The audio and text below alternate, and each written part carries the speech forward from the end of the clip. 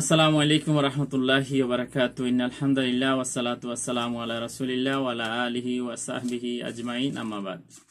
সম্মানিত দ্বীনী ভাই বোনেরা, আমরা আজকে আরেকটি বিষয় জানবো, সেটা হলো জান্নাতি কারা হবে। এই সম্পর্কে আল্লাহ তাআলার কোরআনুল কারীম এবং রাসূল সাল্লাল্লাহু আলাইহি ওয়াসাল্লামের দুটি হাদিস থেকে আমরা জানবো কারা জান্নাতি হবে, বৈশিষ্ট্য কি।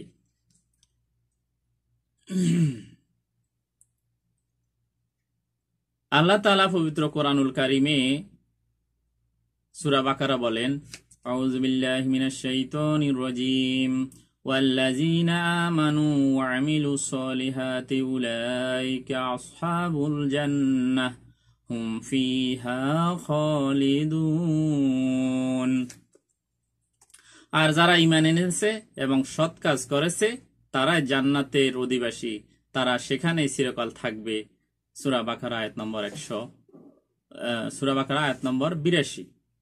তাহলে আমাদেরকে অবশ্যই ঈমান আনতে হবে এবং পাশাপাশি সৎ কাজ করতে হবে, তখন আমরা জান্নাতের অধিবাসী হব, সেখানে আমরা চিরকাল থাকব। এই সম্পর্কে আরেকটি হাদিস ইয়াজ ইবনে মিহার রাদিয়াল্লাহু আনহু থেকে বর্ণিত। রাসূল সাল্লাল্লাহু আলাইহি ওয়াসাল্লাম বলেন, 3 শ্রেণীর মানুষ জান্নাতি। তাহলে কয় শ্রেণীর মানুষ জান্নাতি? 3 শ্রেণীর। 1 নম্বর হলো ইনসাফকারী, যে ইনসাফ কায়েম করে, ন্যায় প্রতিষ্ঠা করে এবং মাফের সঠিকটা আদায় করে। তারপর হলো দানবীর, অর্থাৎ দানকারী, দানশীল। তারপর হলো সফল বাদশাহ। আজকে সফল বাদশাহ দুনিয়াতে নাই বললেই চলে। তাহলে এই 3 শ্রেণী কিন্তু জান্নাতে যাবে: ইনসাফকারী, যে দান করে, দানশীল ব্যক্তি, এবং ন্যায়পরায়ণ সফল বাদশাহ। নরম অন্তরের মানুষও জান্নাতে যাবে, যাদের অন্তর মানুষের জন্য নরম হয়, দুঃখী দেখলে তার কষ্ট লাগে, তার সাহায্য সহযোগিতা করে, যে প্রতিটি আত্মীয় স্বজন ও মুসলিমদের প্রতি দয়াশীল। যে ব্যক্তি নিজের আত্মীয় স্বজনের প্রতি দয়াশীল, মুসলিমদের প্রতি দয়াশীল। তারপর সৎ চরিত্রবান এবং সংযমশীল, অধিক সন্তানের পিতা। তাহলে অধিক সন্তানের পিতা জান্নাতে যাবে কেন? তার যদি সন্তানগুলা সৎ হয়, সেই সন্তানগুলা জান্নাতের সারিতে বৃদ্ধি হবে, জান্নাতের সংখ্যা বৃদ্ধি হবে, এবং সে সন্তানদের কারণে ইসলামের পূর্ণতা পাবে, ইসলাম শক্তিশালী হবে, এবং সর্বোপরি সৎ চরিত্র। এই সৎ চরিত্রের পাল্লা কিন্তু কিয়ামতের ময়দানে ভারী হবে।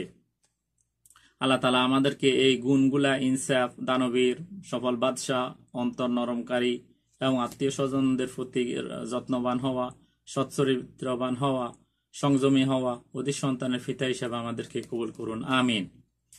আরেকটি হাদিস হারিসা ইবনে ওয়াহাব রাদিয়াল্লাহু আনহু থেকে বর্ণিত। তিনি নবী সাল্লাল্লাহু আলাইহি ওয়াসাল্লাম থেকে শুনেছেন, তিনি সাল্লাল্লাহু আলাইহি ওয়াসাল্লাম বলেছেন, তোমাদেরকে জান্নাতীদের খবর দিব না?